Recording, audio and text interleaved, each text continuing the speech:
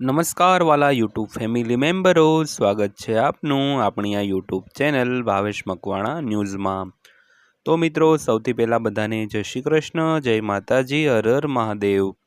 તો કેન્દ્ર તેમજ રાજ્ય સરકારના પેન્શનરો તેમજ વરિષ્ઠ કર્મચારીઓને સરકાર તરફથી આ 5 સુવિધાઓ મળી છે સાવ મફત।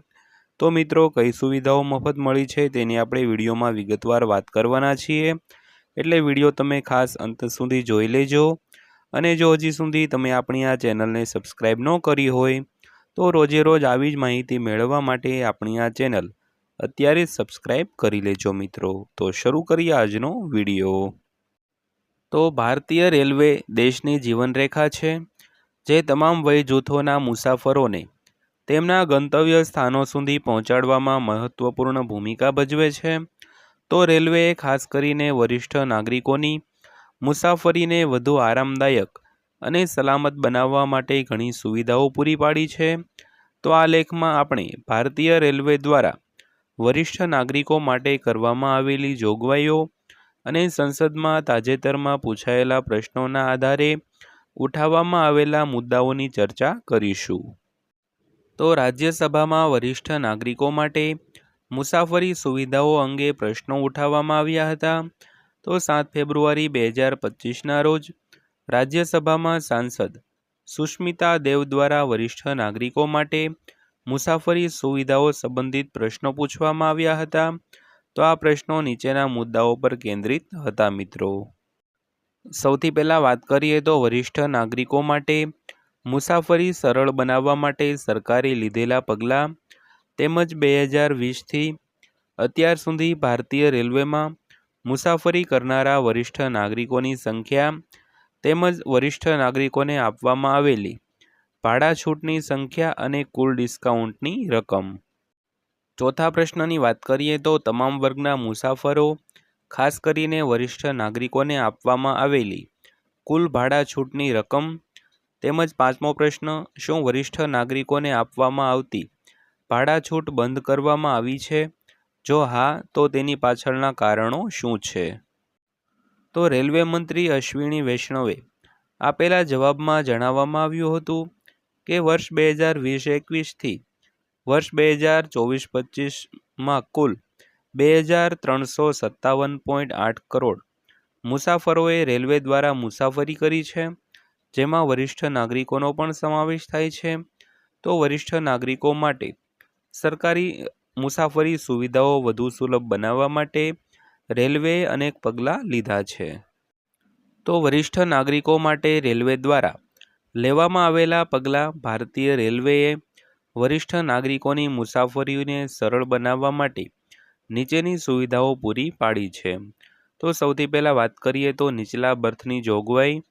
તો વરિષ્ઠ નાગરિકો, 45 વર્ષ અને તેથી વધુ ઉંમરની મહિલાઓ અને ગર્ભવતી મહિલાઓ માટે નીચલા બર્થની આપમેળે ફાળવણીની સુવિધા ઉપલબ્ધ છે। ત્યારબાદ વાત કરીએ તો ખાસ રિઝર્વેશન કોટા। તો સ્લીપર ક્લાસમાં 6 થી 7, એસી 3 ટાયરમાં 4 થી 5 અને એસી 2 ટાયરમાં 3 થી 4 માટે લોઅર બર્થ કોટા આરક્ષિત રાખવામાં આવ્યા છે। તેમજ પ્રાથમિકતા આધારિત સીટ ફાળવણી। તો ટ્રેનમાં મુસાફરી દરમિયાન ખાલી થતી નીચેની સીટ વરિષ્ઠ નાગરિકો, દિવ્યાંગજન અને સગર્ભા સ્ત્રીઓને પ્રાથમિકતા આધારે ફાળવવામાં આવે છે। ત્યારબાદ અસુરક્ષિત કોચમાં અલગ સીટ રિઝર્વેશન। તો ભારતીય રેલવેએ કેટલાક જનરલ ક્લાસમાં કોચમાં વરિષ્ઠ નાગરિકો માટે ખાસ સીટો અનામત રાખી છે। ત્યારબાદ વાત કરીએ તો રિઝર્વેશન કેન્દ્રો પર અલગ કાઉન્ટર। તો વરિષ્ઠ નાગરિકોની સુવિધા માટે વિવિધ રેલવે સ્ટેશનોના રિઝર્વેશન કેન્દ્રો પર ખાસ કાઉન્ટર પૂરા પાડવામાં આવ્યા છે। તેમજ વાત કરીએ તો બેટરી સંચાલિત વાહનો। તો વરિષ્ઠ નાગરિકો, અપંગ વ્યક્તિઓ, બીમાર મુસાફરો અને સગર્ભા સ્ત્રીઓ માટે મુખ્ય રેલવે સ્ટેશનો પર બેટરી સંચાલિત વાહનો પૂરા પાડવામાં આવ્યા છે। ત્યારબાદ 7મી સુવિધાની વાત કરીએ તો વ્હીલચેરની સુવિધા। તો વરિષ્ઠ નાગરિકોની સુવિધા માટે રેલવે સ્ટેશનો પર વ્હીલચેર પૂરી પાડવામાં આવી છે। ત્યારબાદ વાત કરીએ તો રેમ્પ, લિફ્ટ, એક્સિલેટર અને હેલ્પ બૂથ।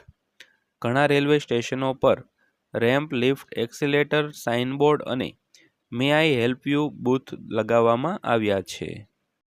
તો વરિષ્ઠ નાગરિકોને ભાડામાં છૂટછાટનો મુદ્દો. ભારતીય રેલવે દ્વારા મુસાફરોને આર્થિક મુસાફરી પૂરી પાડવા માટે અનેક પગલાં લેવામાં આવ્યા છે. તો વર્ષ 2022-23માં રેલવેએ પેસેન્જર ટિકિટ પર 56,993 કરોડ રૂપિયાની સબસિડી આપી હતી, જે દરેક પેસેન્જરને સરેરાશ 46% કન્સેશન આપે છે. ઉદાહરણ તરીકે, જો ટિકિટની કિંમત 100 રૂપિયા હોય તો મુસાફર ફક્ત 54 રૂપિયા ચૂકવે છે. જો કે કોરોના મહામારી પછી વરિષ્ઠ નાગરિકો માટે ભાડા પર ખાસ ડિસ્કાઉન્ટ બંધ કરવામાં આવ્યું હતું.